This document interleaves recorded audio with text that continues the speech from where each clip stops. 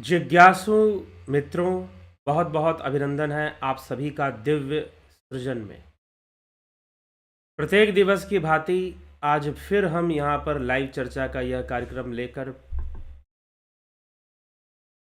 प्रारंभ कर रहे हैं। इस कार्यक्रम को उपस्थित हैं यह कार्यक्रम लेकर, और आज का विषय है परमात्मा के तीन रूप। यद्यपि यह परमात्मा का तीन रूप यहाँ लिखा गया है, लेकिन परमात्मा का तो एक ही रूप है, वह तीन रूप भला कैसे हो सकता है, हम इस पर आज विचार करेंगे। लेकिन तीन तरीके से,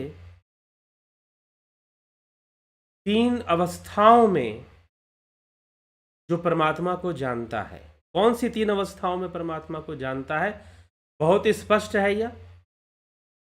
लेकिन कई बार लोगों को श्लोक पढ़ते समय यह स्पष्ट नहीं होता है कि आखिर यहाँ कहने का विषय क्या है। पीछे जो व्याख्या हम सुनते आए हैं, चार भक्तों की व्याख्या और उनकी स्थिति कि उनमें ज्ञानी भक्त ईश्वर को जान रहा है और भगवान उसी से प्रेम करते हैं, वो उन्हीं का स्वरूप है, उन्हीं के जैसा है, ऐसी बातें वहाँ बताई जा रही हैं। लेकिन फिर बाद में बता रहे हैं कि जो आर्थ हैं, अर्थार्थी हैं, जिज्ञासु हैं, वह उन्हें ज्ञान न होने के कारण वह देवताओं के ही शरण में चले जाते हैं और उनकी श्रद्धा वहीं पर स्थित कर दी जाती है, और वह देवताओं से अपनी कामनाएं तो पूर्ण कर लेते हैं, लेकिन वह उस परमात्मा को नहीं जान पाते हैं। कब तक नहीं जान पाते हैं? जब तक माया ने, योग माया से वो समावृत हैं, योग माया से उनकी बुद्धि ढकी हुई है, तब तक। और जब वो ये जान जाते हैं कि हमारी बुद्धि योग माया से ढकी हुई है, तब वो प्रयास कर कर निरंतर उस ईश्वर की ओर आगे बढ़ते हुए, कौन सा तरीका है, साधन चतुष्टय में आदिगुरु शंकराचार्य ने बताया है, श्रवण, मनन, दर्शन और निधिध्यासन, या फिर महर्षि पतंजलि का अष्टांग योग है। तो श्रवण, मनन, दर्शन और निधिध्यासन के माध्यम से, उसमें निधिध्यासन ही सबसे ज़्यादा महत्वपूर्ण है, तो निधिध्यासन के माध्यम से वह जो है उस परम अवस्था को प्राप्त करते हैं, उस ईश्वर को फिर बाद में जान भी लेते हैं। अगर वो ऐसा प्रयास करे तो मुझे ध्यान करने वाला मुझे प्राप्त होता है, यह भगवान कह रहे हैं। तो विकल्प तो उन्होंने दिया है आर्थ अर्थार्थी जिज्ञासु को। पहले आर्थ और अर्थार्थी ये दोनों जिज्ञासु बने, जिज्ञासु बनेंगे तो फिर निश्चय ही, पहले तो जब तक जिज्ञासु की अवस्था में है तब तक तो उन्हें ज्ञान ना होगा, लेकिन जब वो जान जाएंगे कि हमें इस मार्ग पर ऐसे आगे बढ़ना है, तो वो जान जाएंगे, उस ईश्वर को भी जान जाएंगे। तो इस प्रकार अब जो ज्ञानी साधक है, जो ज्ञानी भक्त है, वह परमात्मा को किस ढंग से जानता है। यद्यपि यह विषय बहुत संक्षेप में और एक तरह से फॉर्मूला की तरह यहाँ पर इस श्लोक में लिखा हुआ है, श्रीमद् भगवद गीता के 7वें अध्याय के आखिरी श्लोक में वर्णित किया हुआ है, लेकिन विवेक चूड़ामणि में इसी का विस्तार मिल जाता है। क्या कहते हैं भगवान, हम देख लेते हैं। साधिभूताधिदैवं माम साधि यज्ञम च ये विदु प्रयाण काले अपि च माम ते विदुर्युक्त चेतसः। जो मनुष्य अधिभूत तथा अधिदैव के सहित और अधियज्ञ के सहित मुझे जानते हैं, मतलब इन तीन परिवेश में या इन तीन विधियों से मुझे जानते हैं, तीन तरीके से मुझे जानते हैं, वो ज्ञानी भक्त हैं।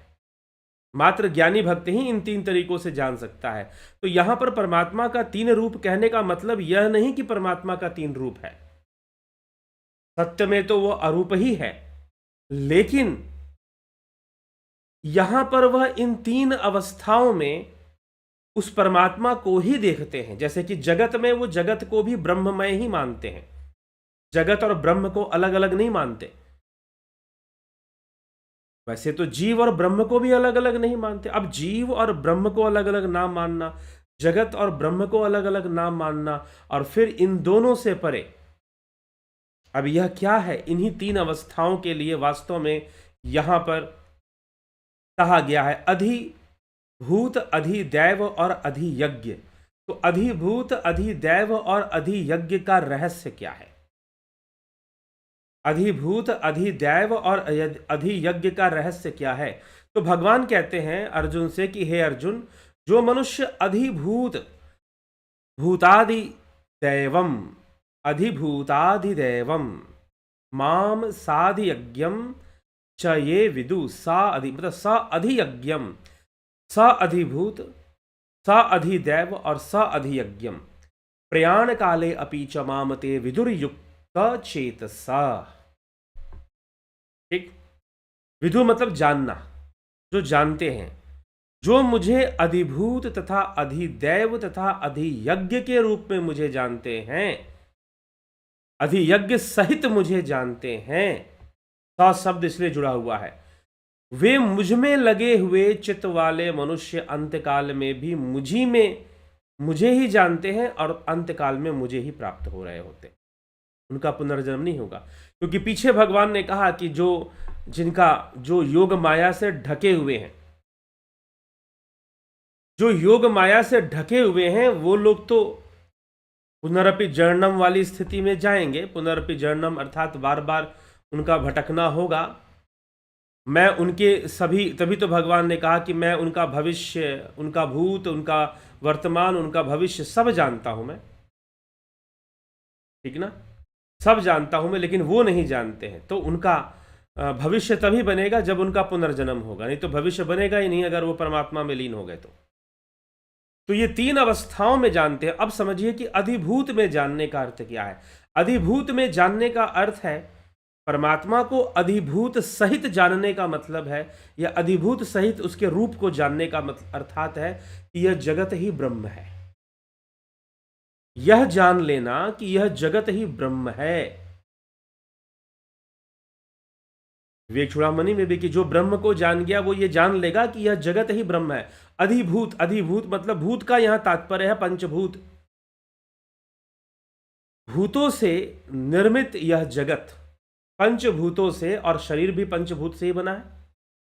पंचभूतों से निर्मित यह जगत ब्रह्म ही है, ऐसा जान लो। वास्तव में पंचभूत है, तन्मात्राएं हैं, रस, रूप, स्पर्श, गंध, शब्द, ये जो 5 तन्मात्राएं हैं, तो ये तन्मात्राएं हैं, ये इंद्रियों के द्वारा ही तो अनुभव गम्य हो रही हैं। तो भला ये सत्य कहाँ है?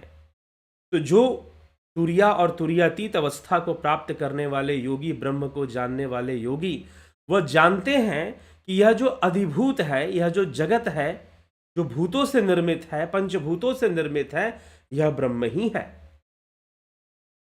यह ब्रह्म ही है। जो इसको जान ले, अधिभूत सहित जानने का यह तात्पर्य है। अगर हम अब मांडुक्य उपनिषद में हम जाते हैं तो वहां पर जो आत्मा के 3 स्तर या चेतना के 3 लेवल्स बताए जाते हैं, 3 से चौथा लेवल भी बताया जाता है। चतुर्थ अवस्था की बात देखिए पतंजलि योग सूत्र में भी है। वहां पर प्राणायाम का आधार लेकर है कि रेचक, पूरक, कुंभक, इन तीनों के परे चौथी अवस्था है प्राणायाम की, उसे केवली कहा जाता है। तो वही तुरिया में हमें ले जाता है, उसी अवस्था से तुरिया प्राप्ति होती है। अब यहां पर मांडुक्य उपनिषद में या विवेक चूड़ामणि में जागृत, स्वप्न और सुषुप्ति की चर्चा मिलती है। ठीक, लेकिन यहां पर जब हम बात कहते हैं अधिभूत, अधिदैव और अधियज्ञ, तो यहां पर जागृत, स्वप्न, सुषुप्ति की चर्चा पूरी तरह से नहीं है। हाँ, अधिभूत की जब हम बात करते हैं तो संपूर्ण भूत जगत जो कि जागृत अवस्था में ही हमें जिसका पता चलता है। और फिर बात कही जाती है अधिदैव क्या है। अधिदैव क्या है जी? अधिदैव है ब्रह्मा का जगत, हिरण्य गर्भ संसार। अब हिरण्य गर्भ में क्या होता है? हिरण्य गर्भ में क्या होता है? उपनिषदों में हम इसकी चर्चा कर चुके हैं, लेकिन मुझे लगता है कि कभी उपनिषदों की पुनरावृत्ति करनी पड़ेगी, नहीं तो उपनिषदों के जो भी चर्चाएं हैं उन्हें दोबारा चलाना पड़ेगा। चैनल पर चलाई जाएगी, कोई चिंता मत करें, मिलेगी। उसमें हिरण्य गर्भ की व्याख्या अच्छी मिलती है। हिरण्य गर्भ है जहां पर सूक्ष्म सृष्टि होती है। हिरण्यगर्भ वहां पर जहां पर सूक्ष्म सृष्टि होती है, और उसी हिरण्यगर्भ को ब्रह्मा का लोक भी कहते हैं।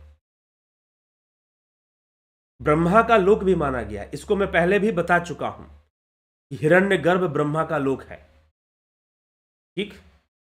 और अगर आप गीता के जो महत्वपूर्ण भाष्यकार हैं उनको आप पढ़ेंगे तो उसमें भी हिरण्यगर्भ जो अधिदैव है, अधिदैव को हिरण्यगर्भ बताया है।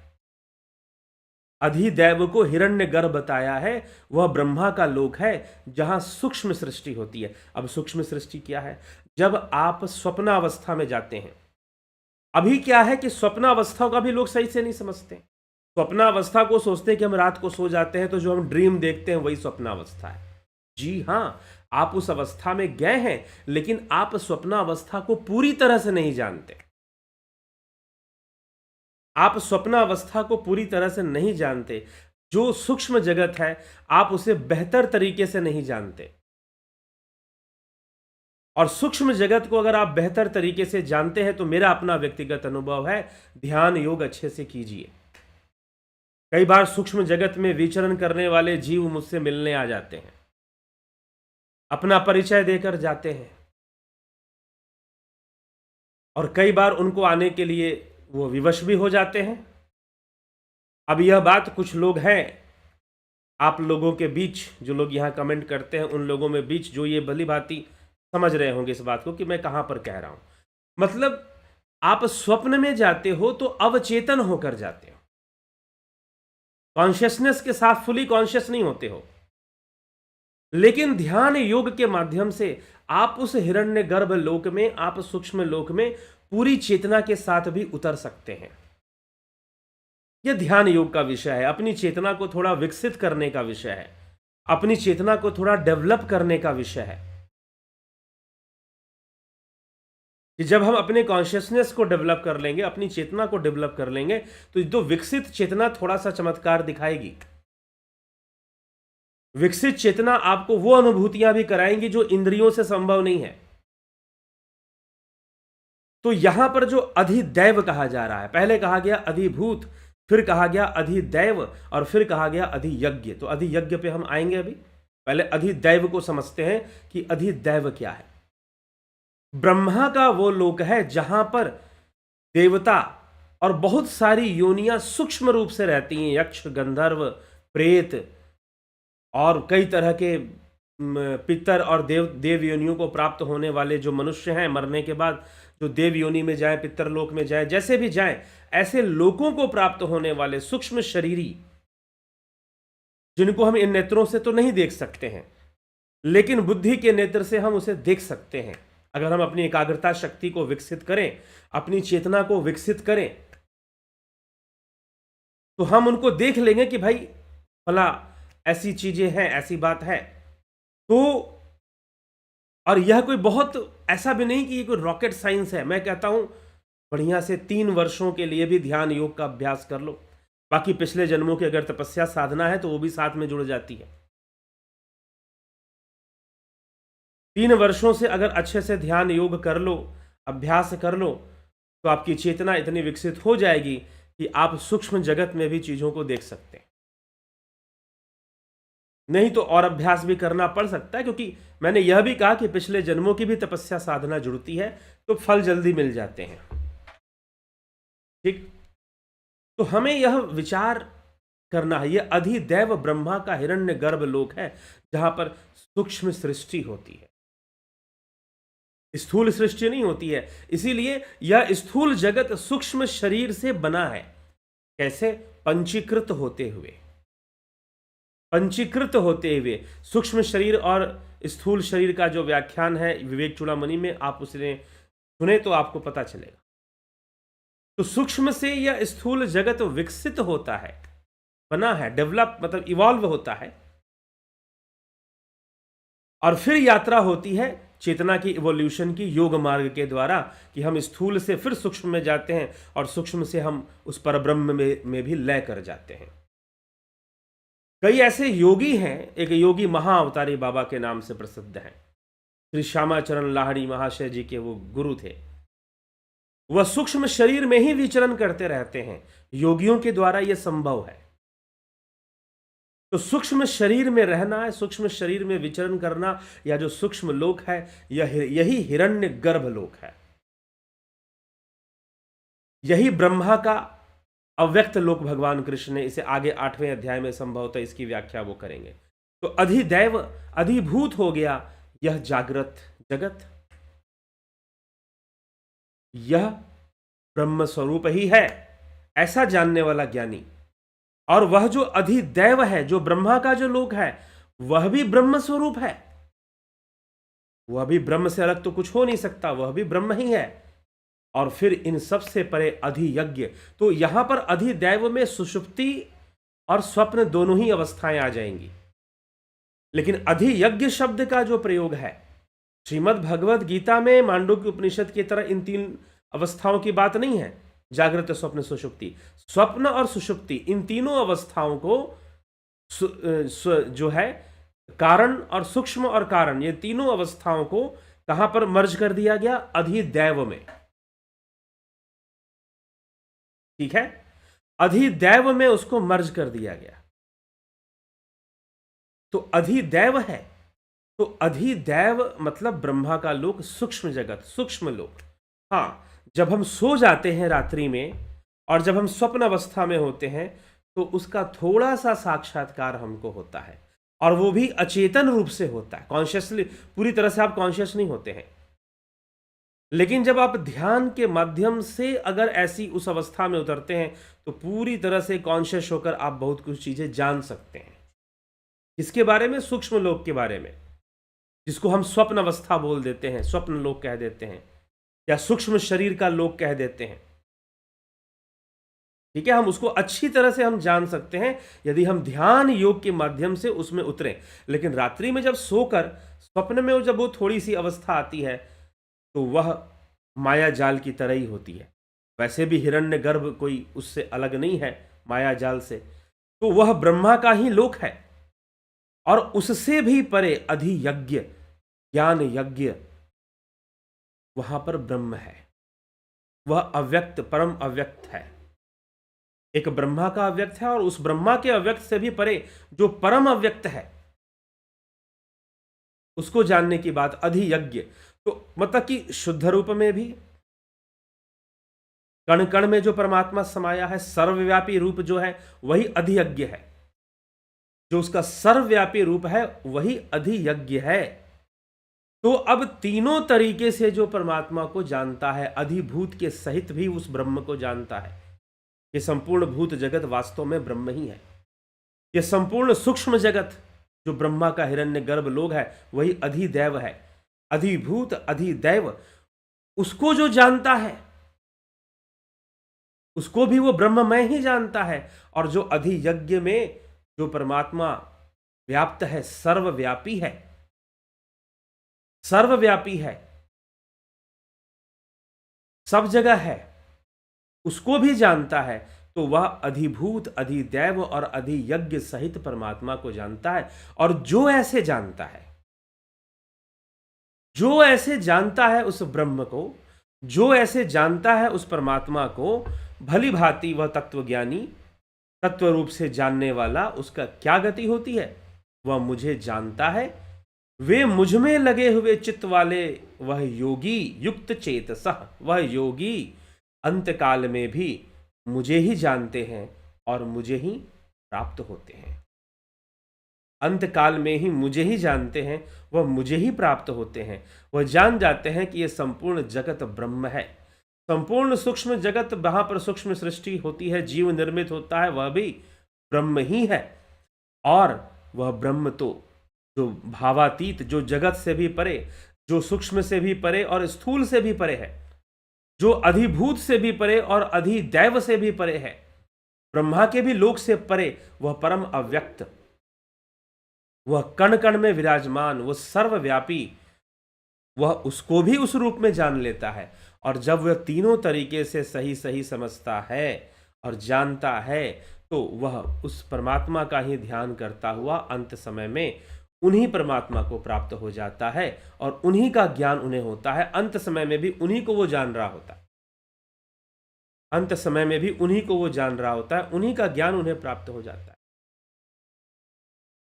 तो हमें यह समझने की आवश्यकता है कि अंत समय में कौन परमात्मा को प्राप्त होता है, जो अधिभूत सहित, अधिदैव सहित और अधियज्ञ सहित उस ब्रह्म को जान लेता है।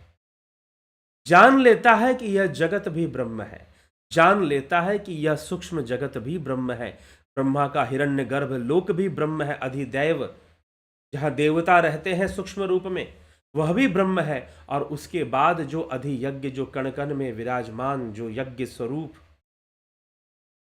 परमात्मा है, वह तो ब्रह्म है ही, सर्वव्यापी होने से वह ब्रह्म है ही। तो उस ब्रह्म को जो जान लेता है, इस तरह से जानने वाला, इस तरह का ज्ञान रखने वाला योगी निरंतर मेरा ही ध्यान कर रहा होता है, मुझसे ही चित्त को लगाकर रखता है, और मुझसे चित्त को लगाकर रखने वाला जो यह योगी है वह अंत काल में मुझे ही जानता है और मुझे ही प्राप्त होता है। तो ऐसा हमें समझना चाहिए, ऐसी समझ हमें विकसित करनी चाहिए। अगर हम ऐसा जानते हैं तो हम अधिदेव अधिभूत, अधिभूत अधिदेव अधियज्ञ को समझते हैं, और उस परमात्मा को जानकर निश्चय ही उस ब्रह्म में लीन होते हैं। तो यह ज्ञानी भक्त की अंत में फिर से, क्योंकि ज्ञानी भगवान के लिए महत्वपूर्ण है, श्रेष्ठ है, इसलिए अंत में फिर ज्ञानी भक्त के लिए वो बात कह रहे हैं कि भाई जो ज्ञानी है वो इस तरह से अधिभूत सहित, अधिदैव सहित और अधियज्ञ सहित वह मुझे जान रहा है। ठीक, तो इस तरह से उसको यह ज्ञान प्राप्त है कि, और वो इस तरह से मुझको वो जान रहा है। ऐसी बात भगवान श्री कृष्ण यहां समझाने में लगे हुए।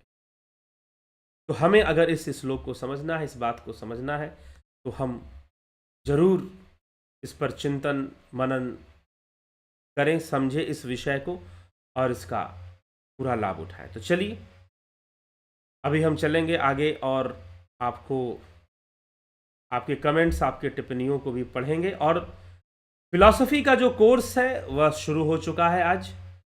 तो क्या आज शुरू हो गया है तो क्या हम ज्वाइन कर सकते हैं? जी ज्वाइन कर सकते हैं। अभी 3 दिन तक आप ज्वाइन कर सकते हैं, 5 तारीख तक आप ज्वाइन कर सकते हैं फिलोसॉफी का कोर्स। 5 तारीख तक आप ज्वाइन कर सकते हैं फिलोसॉफी का कोर्स। तो दर्शन का यह कोर्स 5 तारीख तक आप ज्वाइन कर लेंगे और यह आपके दृष्टि को खोलता है। हाँ, यह विषय थोड़ा गूढ़ जरूर है। एक बात मैं बता दूं, फिलॉसफी का जो कोर्स है रुचिकर, कई लोगों को बहुत इंटरेस्टिंग लगा है, लगता है, लेकिन थोड़ा सा गूढ़, मतलब थोड़ी एकाग्रता से सुनने वाली बातें हैं इसमें। और बहुत अच्छा हो साथ में आप नोट्स भी बना ले, तो कि कौन से दर्शन या किस दार्शनिक ने क्या तर्क दिया है, क्या बताया है, कैसे बताया। साथ ही साथ अगर आप यह भी कर ले तो बहुत ही अच्छी बात रहेगी, आपके लिए भी, आपकी अच्छी तैयारी हो जाएगी और एक अच्छी समझ पैदा हो जाएगी। ठीक है, तो आप इस कोर्स को, कुछ लोग पूछते हैं कितने दिन का कोर्स है, तो 1 महीने का ही कोर्स मान लो आप, 1 महीने का ही है, लेकिन प्रत्येक कॉन्सेप्ट को समझने के लिए आपको टाइम देना पड़ेगा, सुनना पड़ेगा, बैठना पड़ेगा। आप सुन भी पाएंगे, क्यों नहीं सुनेंगे? अगर आपको रुचि है तो सुनेंगे। सुनने का फायदा यह है कि आपका ही कॉन्सेप्ट क्लियर होगा कि पूरी दुनिया में किस तरह की विचारधारा चली है, पूरी दुनिया में किस तरह की विचारधारा चली है, और पूरी दुनिया में कैसी सोच आगे बढ़ी है, और कैसे दुनिया चल रही है। अगर कुछ परिवर्तन आना चाहिए तो क्या परिवर्तन आना चाहिए, ये सब बातें हमें सही सही समझ में आएगी। और जब आप वर्ल्ड फिलॉसफी को जानेंगे, क्योंकि इस कार्यक्रम में with Indian and western approach, ये जो फिलॉसफी का प्रोग्राम चल रहा है with Indian and western approach, western जो वर्ल्ड फिलॉसफी भी इसमें है, इंडियन फिलॉसफी होने के साथ साथ। तो जब आप इसको जानेंगे तो आप समझेंगे कि दुनिया में कैसी विचारधाराएं चली हैं, और जो वेस्टर्न फिलोसोफर्स ने जो दिया है, क्या हमसे ज़्यादा बेहतर बताया था सनातन धर्म के दर्शन से? क्या कुछ अलग लॉजिक दे दिया था? उन सारी बातों को आप भले से समझेंगे, और जब समझेंगे तो किसी को समझा पाने में आप और बेहतर हो जाएंगे। आपकी समझ विकसित हो जाएगी, तो आप दूसरों को कन्विंस करने में, कन्विंसिंग पावर जो है वो डेवलप होगी। दूसरों को बताने के लिए तो बातचीत करनी पड़ेगी ना, और आप खुद भी कन्विंस होंगे कि हाउ सनातन धर्म इज सुपीरियर। ये इसलिए नहीं सुपीरियर मानना है क्योंकि हम सनातन धर्म में हैं, नहीं। We should must have some logics. हमारे पास जरूर कुछ लॉजिक होना चाहिए। तो वह जब लॉजिक हमारे पास होंगे, जब तर्क होंगे, जब नॉलेज होगा, तो आप बेहतर से किसी युवाओं को भी समझा सकते हैं, बता सकते हैं कि हाउ। और दूसरी बात कि जो सनातन धर्म में लोग हैं वो सनातन धर्म को समझते हुए भी क्या गलतियां करते हैं वह भी हम समझ जाएंगे। ठीक है, तो हम ये विचार करें, और विचार कर कर हम इसको समझें, और समझकर इस फिलॉसफी का कोर्स ज्वाइन कर कर इसका लाभ उठाएं। निश्चय ही आप बहुत लाभ उठा मिलेगा आपसे। और कोर्स ये हिंदी में है, इंग्लिश में नहीं है। हाँ, अभी जो विदेश में रहने वाले लोग हैं, चाहे वो भारतीय हों चाहे गैर भारतीय हों, चाहे वो सनातन धर्म के मानने वाले हों चाहे वो सनातन धर्म को न मानने वाले, ठीक है, तो उन सब के लिए एक कोर्स, हम सनातन धर्म पर एक कोर्स हम ले आएंगे। लेकिन उस कोर्स की शर्त होगी कि उसको वही लोग ज्वाइन कर सकते हैं जो भारत के नहीं हैं, नागरिक यहाँ के नहीं हैं, उन्हीं के लिए यह कोर्स होगा। ठीक है, तो यह है, हम इसको समझ पाएंगे। तो अभी वो कोर्स लॉन्च होने वाला है, तो लॉन्च होने में थोड़ा टाइम है, ज़रूर कुछ कार्यक्रम वगैरह में व्यस्त हैं और आगे भी थोड़ा व्यस्त होने वाले हैं, इसलिए विलंब कर रहे हैं। नहीं तो अभी तक तो वो कोर्स लॉन्च कर ही देना था, लेकिन फिर भी लग रहा है कि थोड़ा देर से, क्योंकि कोई भी कोर्स जब शुरू होता है उसमें डिस्टर्बेंस होता है तो फिर वो ठीक नहीं होता है। तो डिस्टर्बेंस ना हो, इस उद्देश्य से हम उस कोर्स को लॉन्च करने की सोच रहे हैं। और फॉरेन जो नागरिक रहते हैं, चाहे वो भारतीय मूल के हों चाहे ना हो, तो पूरा जो कोर्स होगा कंप्लीटली इन इंग्लिश होगा। ये आप जान ले, कंप्लीटली इन इंग्लिश हुआ कोर्स होगा।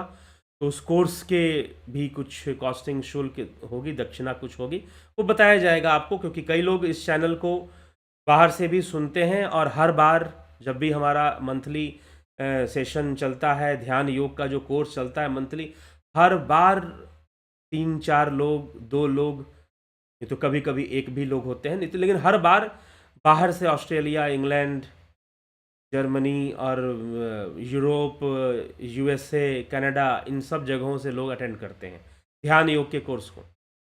तो उन्हीं में से कुछ लोगों ने कहा कि जो बाहर के लोग हैं उनके लिए कोई कन्विंसिंग कोर्स अगर डिज़ाइन किया जाए कि वो व्हाट इज सनातन धर्म।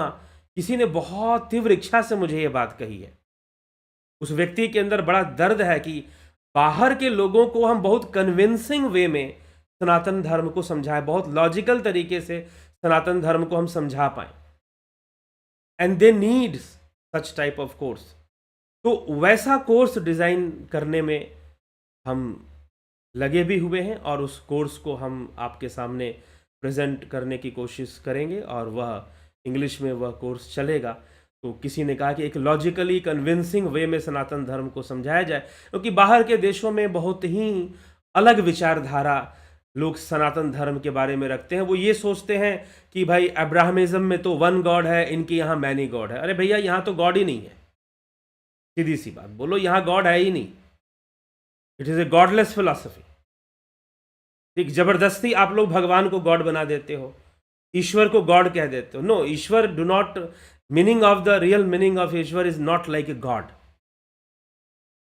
God, Allah, they have their personalities, they live in 7th level और 7th हेवन, इसलिए हेवनली फादर बोलते हैं गॉड को क्रिश्चियनिटी में। 7वें आसमान पर बैठा है वो। ठीक, हमारे यहाँ कोई ऐसी कोई 7वां आसमान वाली इस तरह की कोई मान्यता नहीं, कि वो तो सर्वव्यापी है, सर्वव्यापी है। ठीक, तो कॉन्सेप्ट्स बहुत डिफरेंट हैं, कॉन्सेप्ट्स बहुत अलग हैं, लेकिन सबको एक ही तराजू में तौल दिया जाता है। ठीक, सनातन धर्म को आप उस तराजू में नहीं तौल सकते जिस तराजू में आप क्रिश्चियनिटी और जो है ईसाइयत और इस्लाम या अब्राहमिक जो सेक्ट्स हैं, चाहे वो कोई भी हो, उनको तौलते हैं, उस तराजू में आप सनातन धर्म को नहीं रख सकते।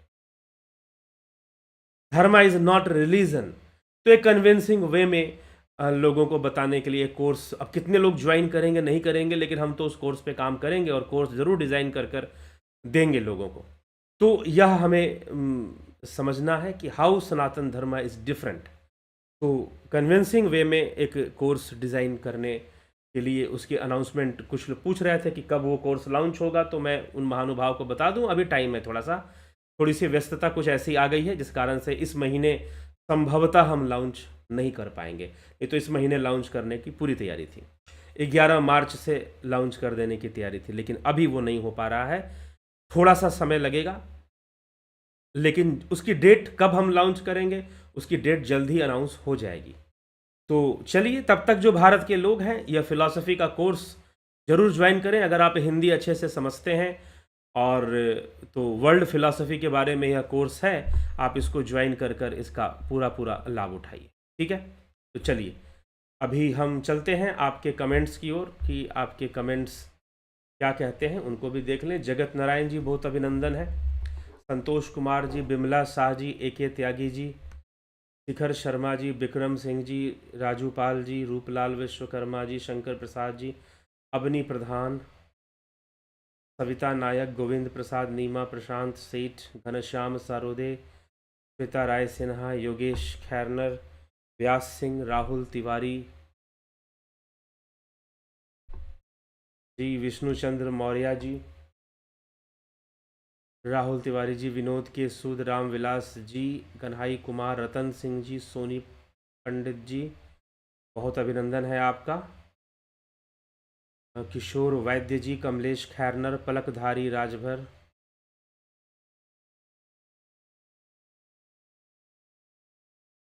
ठीक है। कृष्ण गुरु जी, कोटि कोटि नमन। अर्जुन के बाद भी किसी साधक को विराट ब्रह्म का दर्शन, पहली बात तो ये समझिए कि विराट ब्रह्म का दर्शन नहीं हुआ था, ये शब्द गलत प्रयोग कर रहे हैं आप पलकधारी जी, ये शब्द प्रयोग गलत है।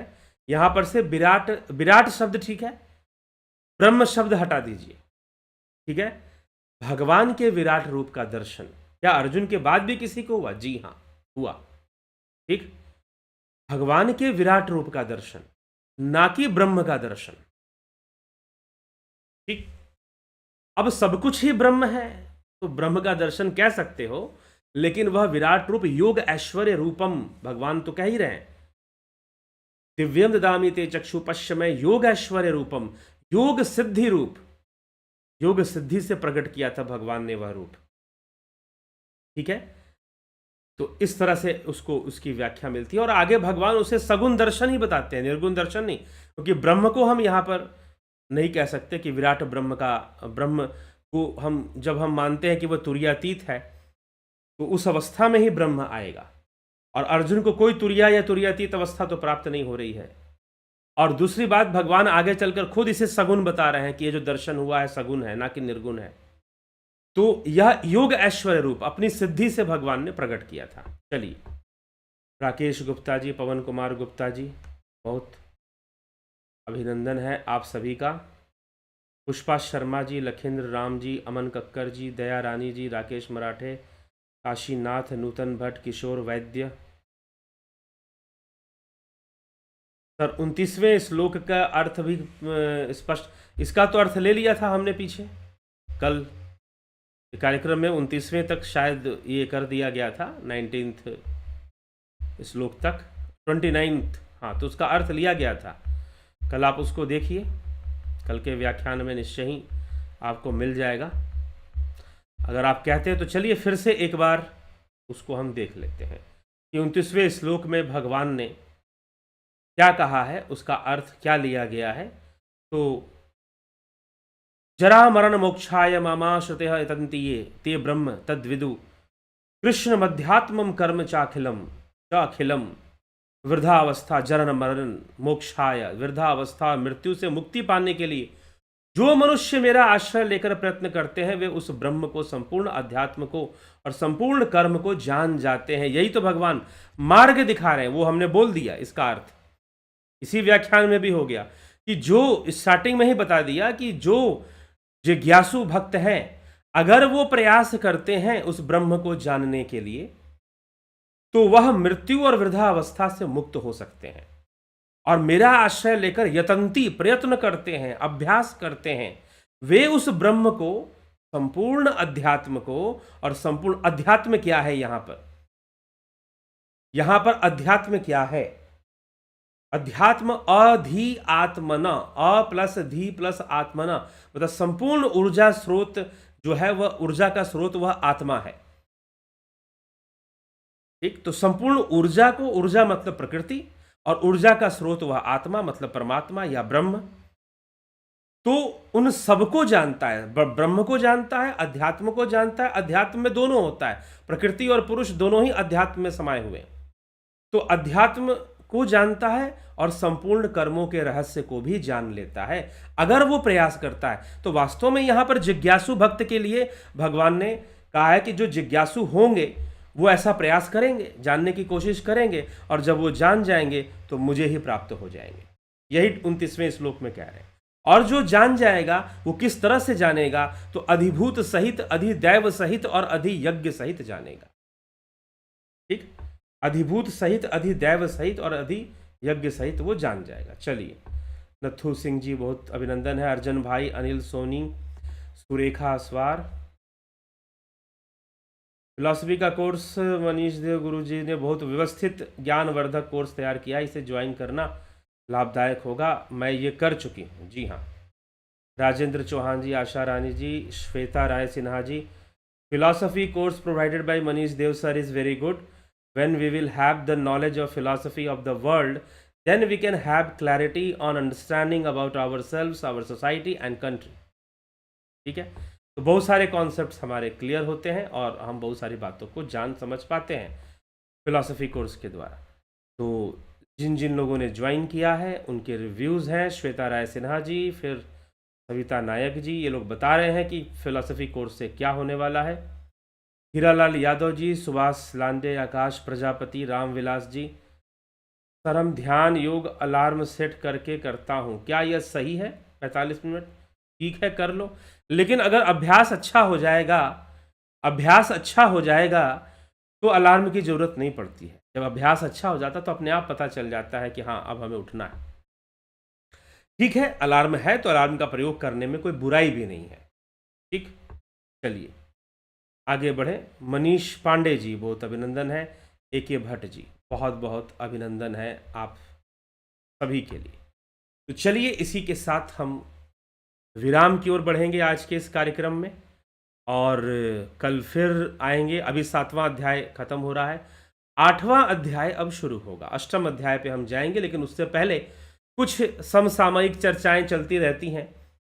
किसी महानुभाव ने कुछ समसामयिक चर्चाएं छेड़ी हैं तो उस पर भी हम थोड़ी चर्चा करेंगे। तो हो सकता है कि 1-2 दिन आपको श्रीमद् भगवद गीता के 8वें अध्याय को हम शुरू ना करें, और जो है कुछ समसामयिक चर्चाएं भी साथ में ले लें जो धर्म से, अध्यात्म से संबंधित चलती हैं, उनको भी हम साथ में लेंगे और फिर चर्चा को हम आगे बढ़ाएंगे। ठीक, तो